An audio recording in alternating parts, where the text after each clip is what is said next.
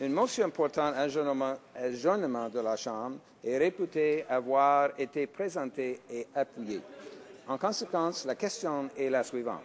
Que cette Chambre s'adjourne maintenant. The honourable member, L'honorable Charles-Lebeau-Haute-Saint-Charles. Merci, Monsieur le Président. Il y a quelques semaines, je demandais à la ministre des Ressources humaines et du Développement des compétences si elle était prête à reconnaître que les délais encourus pour le traitement des dossiers à Service Canada étaient dus aux compressions et aux mauvaises décisions prises par son gouvernement. Dans sa réponse donnée ici en Chambre, elle affirmait que dans le cadre du plan d'action économique du Canada, de nombreux postes temporaires avaient été créés à Service Canada pour faire face à la crise économique mondiale.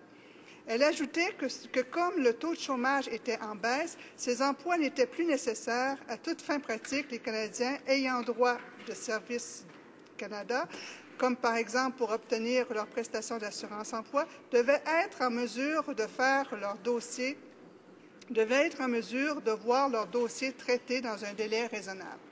Or, j'aimerais bien savoir où la ministre prend ces données, car si l'on se fie à Statistique Canada, le taux de chômage était en hausse en décembre dernier, en hausse de 0,1 pour être plus précise, ce qui établissait le taux à 7,7 En janvier 2012, c'est un point de plus qui est venu s'ajouter au taux de chômage canadien pour financer et atteindre 7,6 Ce chiffre s'avère bien plus élevé que la fameuse prédiction de reprise économique rapide que ce gouvernement avait pourtant prédit. Nous sommes également encore bien loin du taux de chômage de 6 qui prévalait en 2007, juste avant le début de la récession mondiale. Bref, j'aimerais bien que la ministre explique les actes de son gouvernement alors que les mesures de compression mises en place à Service Canada vont totalement à l'encontre des chiffres, des faits et des besoins des Canadiens, bien que notre situation économique soit encore fragile. Ce que les Canadiens savent, Monsieur le Président, à défaut de comprendre les actions du gouvernement, c'est que les milliers d'emplois qui ont été coupés à Service Canada depuis le printemps dernier ont fait que la qualité et l'efficacité des services ont été gravement affectés. Comment expliquez-vous les délais inconcevables dans le traitement des dossiers alors que les familles ont besoin de soutien, notamment dans l'obtention de leurs prestations d'assurance-emploi?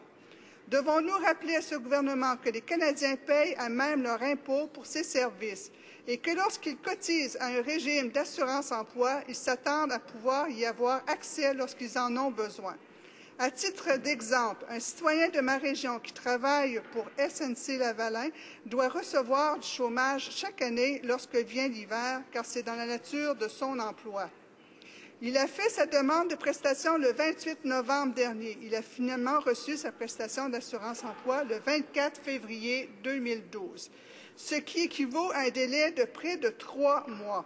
Une première en termes de délai complètement déraisonnable en 35 ans de service, selon lui. Après 13 semaines sans revenus, ses réserves étaient épuisées depuis longtemps. Comment expliquez-vous qu'ils doivent remplir ses cartes de crédit au maximum pour subvenir à ses besoins de base et à ceux de sa famille? Connaissez-vous bien les gens qui sont capables d'absorber des frais de 13 semaines sans revenus? Si Service Canada est incapable de fournir des services adéquats dans des délais raisonnables en ce moment, quelle situation catastrophique aurons-nous à faire face si plus de personnes se retrouvent en chômage? Comment ce gouvernement a-t-il prévu gérer ce potentiel de goulot d'étranglement dans les services? Les citoyens canadiens exigent transparence et reddition de comptes, Monsieur le Président. C'est ce que je compte obtenir pour eux. Merci. L'honorable secrétaire parlementaire au ministre des Ressources humaines et du Développement des compétences. Merci, Monsieur le Président. J'ai le grand plaisir de réagir aux propos de l'honorable député de Charbonneau-Saint-Charles sur l'assurance-emploi. En période de recul économique, notre gouvernement a réagi rapidement en rajoutant des emplois temporaires. L'avenir économique demeure incertain. On a reçu un mandat clair, à savoir d'éliminer le déficit et de renouer avec les budgets équilibrés. Ceci tout en améliorant nos services.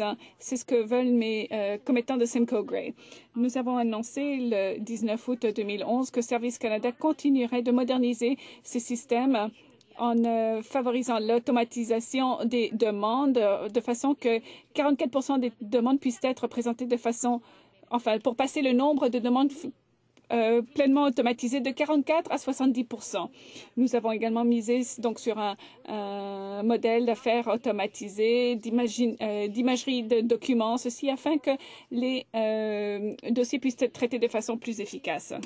Service Canada travaille très fort pour que les Canadiens qui comptent sur l'assurance employée puissent recevoir les prestations auxquelles ils ont droit.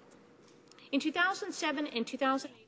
2007-2008, nous avons commencé à automatiser nos systèmes. Ces 3 prochaines années, le traitement de l'assurance emploi sera consolidé dans 3 centres régionaux et nous allons transitionner à nous allons réduire la main-d'œuvre par l'attrition et le départ à la retraite. La modernisation de nos services va nous permettre de traiter les dossiers beaucoup plus vite et beaucoup plus efficacement et à moindre prix. Ceci bénéficiera aux prestataires d'aujourd'hui et de demain. Merci, Monsieur le Président. L'honorable député de Charlebourg-Saint-Charles. Merci, Monsieur le Président. Statistique Canada rapporte également une augmentation de 43 000 de nombre de personnes travaillant à temps partiel en décembre dernier, mais note aussi une baisse de 26 000 de nombre de travailleurs à temps plein. Bref, il y a création d'emplois, mais cela signifie pas de bons emplois et des emplois à temps plein. Toujours selon Statistique Canada, l'emploi a surtout progressé chez les femmes de 55 ans et plus. Cette tendance alarmante en dit peut-être long sur le vieillissement de la population, mais elle en dit également beaucoup sur les femmes approchant l'âge de la retraite ou possiblement déjà à la retraite qui sont obligées de réintégrer le marché du travail, étant donné leur situation économique précaire. Alors, que prévoit le gouvernement pour pouvoir répondre à cette clientèle? L'honorable secrétaire parlementaire. Mr. Speaker, Monsieur le Président, nous voulons créer un service de prestation de services moderne, efficace, ciblé. Nous voulons augmenter l'automatisation. En améliorant les services que nous fournissons. We are moving forward with the consolidation of EI processing sites from.